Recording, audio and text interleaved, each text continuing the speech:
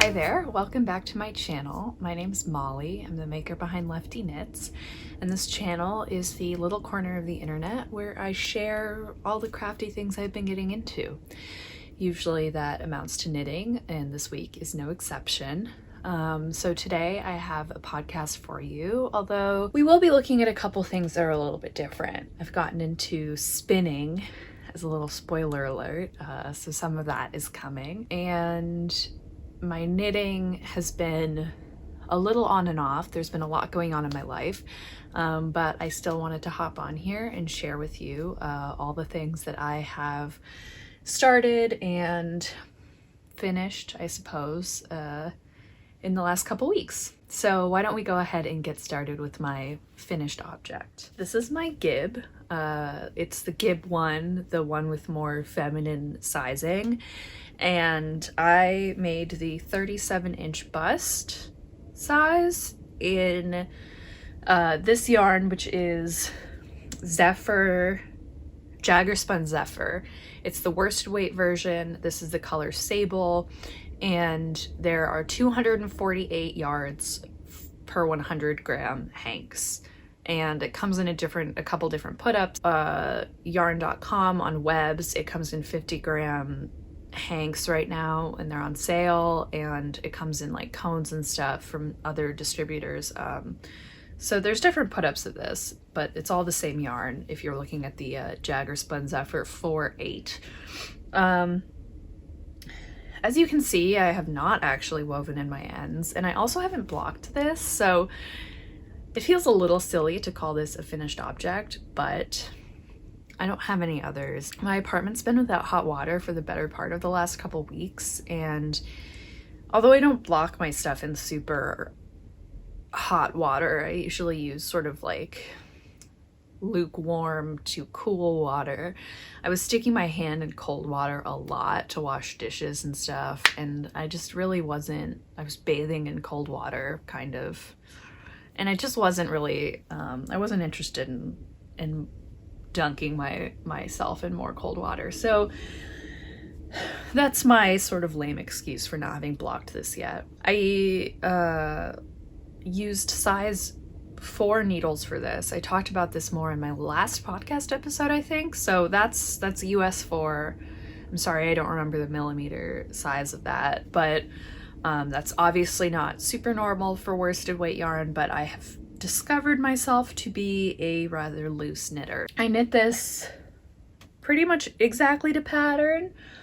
The body, I believe I made shorter, although I don't recall exactly how many inches I knit versus what the pattern says. My row gauge was also really off from what the pattern said, so my row gauge, I believe, was 24 rows over 4 inches, and the pattern was, I think, 32 rows over 4 inches. I was a little bit worried about the yoke, but I think I managed to make it okay by basically just measuring and checking. So there's a certain number of rows after you finish the raglan increases where you're just knitting in the round like straight without making any increases, and I think all that I ended up having to do was just like decrease the number of rows for which I did that by a few, and otherwise it was pretty good. I didn't end up having to make any modifications for the sleeves, which was nice. Everything else worked out fine. And as I suspected, I have quite a bit of leftover yarn. So this used only like 3 3/4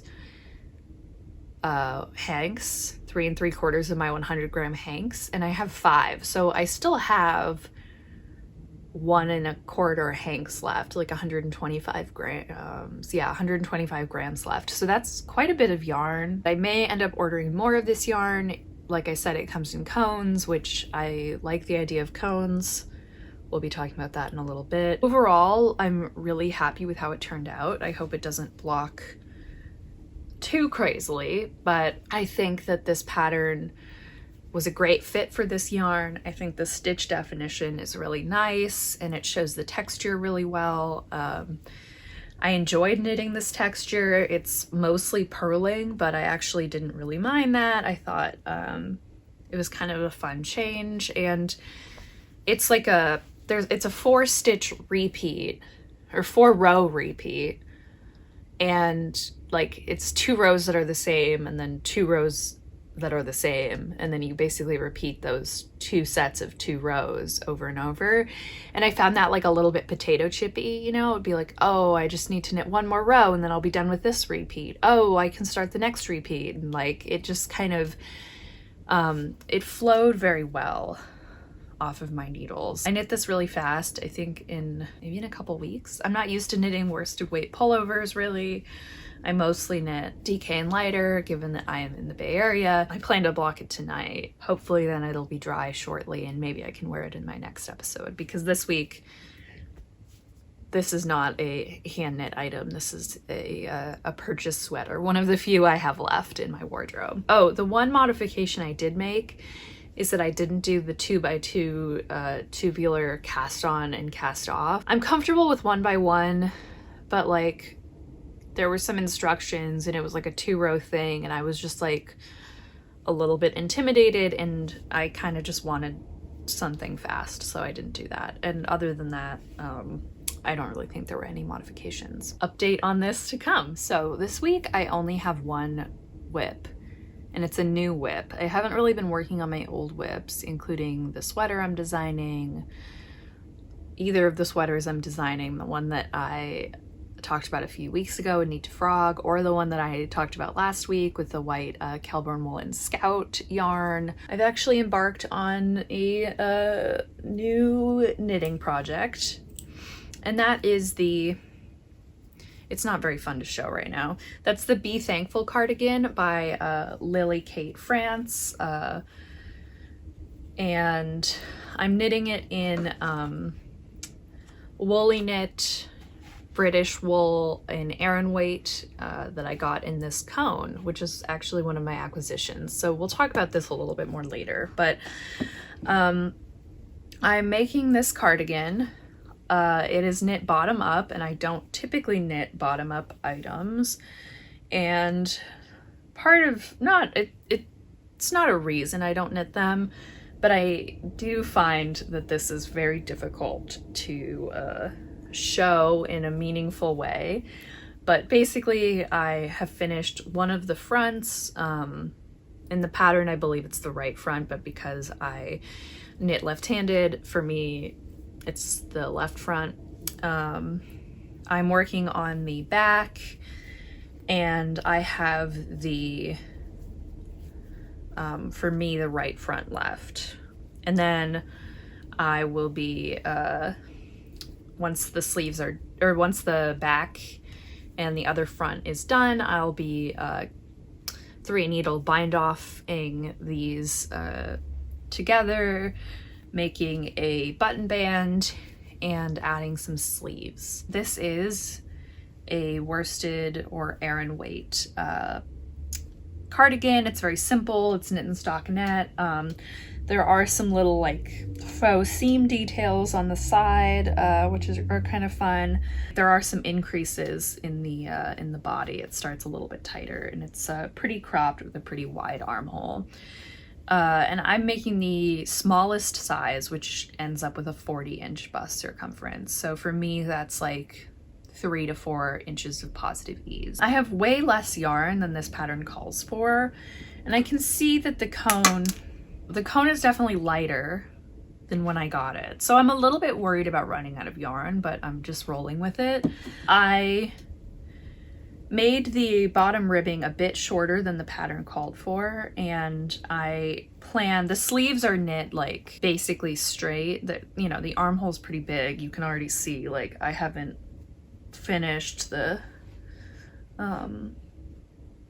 back side yet, but the armholes are big, and it's not written with decreases in the sleeves until like many inches down, like over a foot down the arm length. So, you get most of the way down the arm before you start the decreases. And I think I'm going to start the decreases a little sooner than that. I don't really want that much fabric in the sleeves. I prefer a slightly more fitted sleeve. Like, I think I'll go with something a bit more loose than many of my sweaters have, because I know that that is kind of the vibe of this, and that's the way that the drop shoulder is going to work, and I'm totally cool with that. But I think I'll start the decreases sooner than the pattern calls for, and hope that that saves me some yarn. I do think that on these faux seams there are sort of more tension issues than you see even in the flats, which don't look that bad. I think that it'll all block out okay, but there's some slipping of stitches here, and I think that whether I slip a stitch and I'm knitting the stitch after versus slipping a stitch and purling the stitch after makes a big difference. So you're slipping with the yarn in front, and when you slip with the yarn in front and then you knit, you're like pulling the yarn around behind your work and knitting, and I think it makes it a little tighter versus purling, where you slip with the yarn in front and then you purl with the yarn in front. So it just doesn't get as taut. The yarn doesn't get as taut as you're knitting. And I think that's kind of created some kind of weird tension with some of the places where the stitches are slipped. I think it'll block out okay. I'm not super concerned. My main concern really is having enough yarn. The colorway, by the way, is oatmeal. It's just like a neutral camel color, and there's 168 yards per 100 grams, so that times 4, which I believe, I've done this math enough to know off the top of my head that one of these is 672 yards of yarn. I really need more cardigans in my wardrobe. I don't really want a super fitted cardigan because I only really ever wear cardigans over things, and most of my clothes aren't super tight. So that's why I decided to go with this pattern. I figured I saw some people's projects on Ravelry that used, you know, under 700 yards of yarn, and I'm hoping that I can be one of those people, but I guess that we will see how this goes. I'm using size 7 needles, which is bigger than most needles I end up using because, like I said, I don't knit heavier weight garments too much, and I also am a loose knitter, so I think the pattern calls for like US, this is a 4.5 millimeters.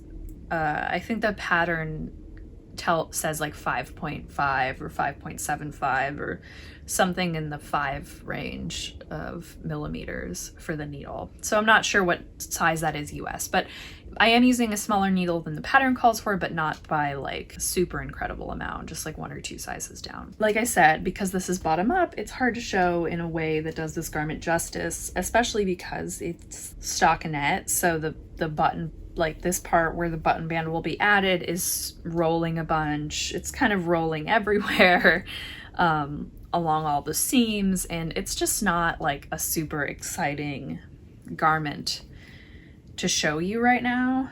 But I've made quite a bit of progress on it. I cast this on a few days ago, and you know, because of the yarn weight and it's going really quickly, because of the yarn weight it's going really quickly, and because I'm nervous about how much yarn I have, I've been knitting it kind of quickly. I think I can sometimes feel like if I just work really fast on a project, I'll have the amount of yarn I need, but I think it's more me just deciding that I want to know if I'm gonna have enough or not, and just biting the bullet and finishing it, because if I stop and worry about it, I might abandon the project and let it hibernate for a while, which I'm gonna try not to do. So hopefully this will be done next podcast episode.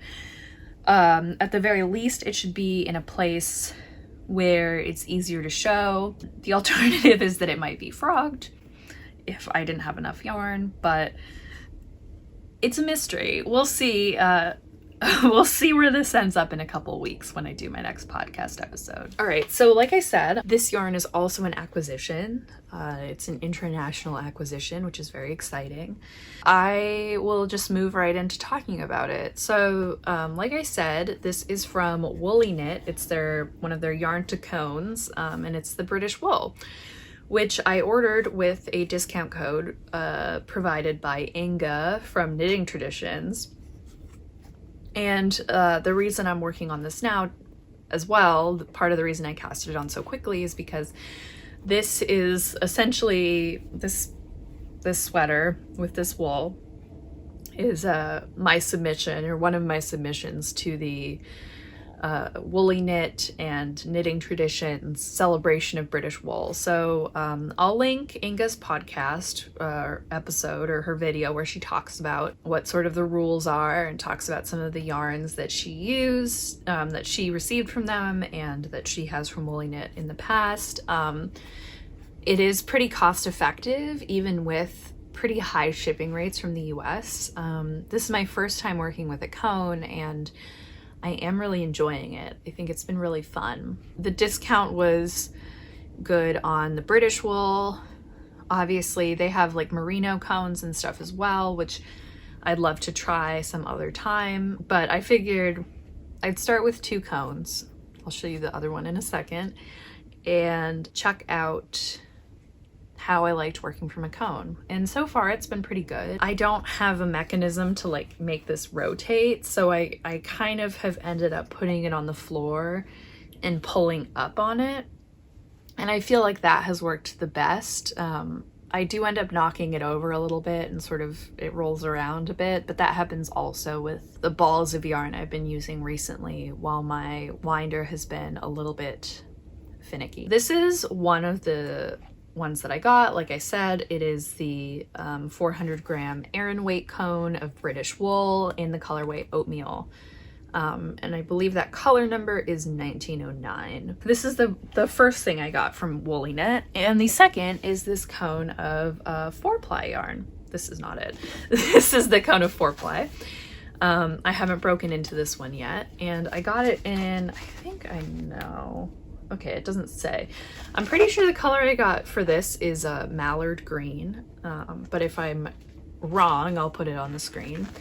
And this is the 500 gram 4-ply like fingering weight cone. I want to say there's something like 1,600 plus yards on this cone. I think it's a pretty light fingering, closer to like 500 yards per 100 grams than 400. It is pretty thin. I am really excited to work with it. The reason that I chose this color was, as I was considering my options, I thought, well, if you recall, and like I showed you a few episodes ago, I have this Lana Grossa silk hair in petrol that I was going to use for something else, but it didn't match quite the way I wanted with the other yarn I bought. So I thought maybe it would be a good pairing with this this cone. And it's a little bit greener than the yarn. I mean, it was called green, like green was in the color name. Because the depth of shade feels pretty similar, and the yarn definitely leans more towards a blue green than like a yellow green, for instance. It's heathered in a way that almost looks like maybe there's some navy in it. Like, it definitely leans pretty blue. I think I'll like the fabric that these two yarns make together. I'm still not exactly sure what I'm going to do with this. I've been toying with the idea of making a ranunculus, because that's been something I've been thinking about for a while. This isn't like necessarily like super next to skin soft. I guess I don't really feel an itch when I like rub it on my face, but I wouldn't make like a tight fitting shirt out of it or something. I think I would rather this be a layer that goes over something else. Like, it'll be fine on my arms and stuff, but I'm not sure I really want it to be like hugging super tight to my neckline. Now, I never washed a swatch with this Aran weight yarn, so I actually don't know how it washes up. I imagine that it softens with wear and washing, but I don't want to bank on it becoming super duper soft. I might hold it double, I might not. I don't really know exactly what I'm going to do with this yet, but I do think that this pairing will be a fun color, and I'm excited to have a sweater quantity of yarn in my stash on a cone. It feels very like fun and kind of fancy to have the yarn on a cone, even though it's like a very economical thing. You know, I want to say the cones are like 25-ish pounds a piece, which I don't know what the dollar conversion is right now of that.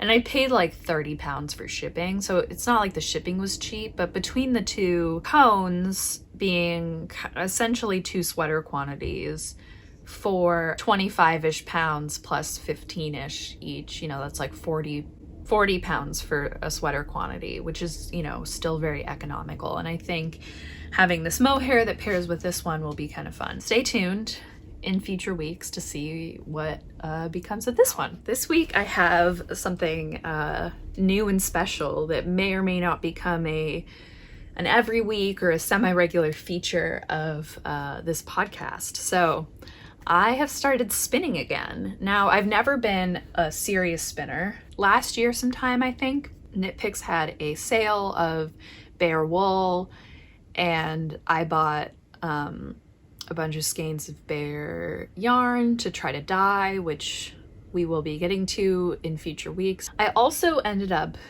buying some roving, some Wool of the Andes roving. And because it was on sale, I ended up going with the bare color. So it's just a 100% wool, natural, undyed yarn. And I started spinning with it at the time, and I ended up kind of falling off and getting less interested. I also bought this drop spindle. I think it's Kromsky & Sons drop spindle from Knitpicks in the same order. I spun a little bit at that point. I was finding it kind of frustrating, and I think, you know, I ended up moving. There was a lot going on in my house, so it fell by the wayside a little bit. But I, for some reason, in the last couple weeks have felt very inspired to pick up the spindle again and break back into this roving. I've been working on that. Here's just sort of what I've been doing. Now, I'm still a super beginner. I would say that this is relatively even right now, and every once in a while I feel like, oh, I've got it. I'm like really consistent. I'm starting to figure this out. And then something happens and I end up with a big thick spot in my yarn. I haven't tried plying anything. You know, I'm still very early in this journey, but I've been really having a lot of fun with this. And this is part of the reason that I haven't been knitting as much. It's part of why I don't have as much knitting to show you this week. I've spun a bunch more and wound it into balls, and they look really ugly. Because I have this white yarn, and I have found this to be like a very good yarn to spin with as someone who doesn't really know what they're doing. There's I'll link some of the videos that I've watched to try to get the hang of the drop spindling, but there's a very long like staple length on this Wool of the Andes. Like each fiber is very long, which is a little bit more forgiving when you're learning how to draft the wool. And I found it pretty good to spin with, but you know, the white is like a little bit boring. This is probably like me making excuses to buy more stuff, but in a way I just feel like it looks more unfinished and less interesting because it's just a natural like bare whitish wool. So I decided that I wanted to grab a little bit more roving, a little bit more top for me to work with. So I did some research on like which types of wool are best for beginners, and one that I saw a good amount was Corriedale. So I looked for some just 100% Corriedale fiber to spin, and I ended up finding this maker that is a pretty local artist to me. The name is Beesybee.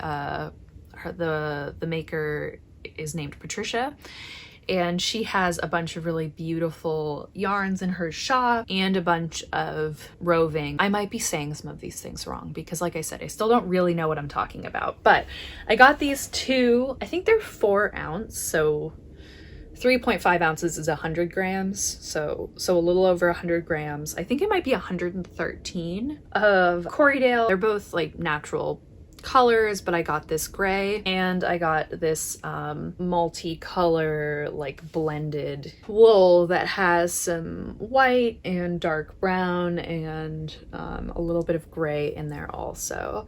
And I think my general idea was to ply these two together, but I might end up plying them separately. I've been like almost afraid to touch them because they're so pretty.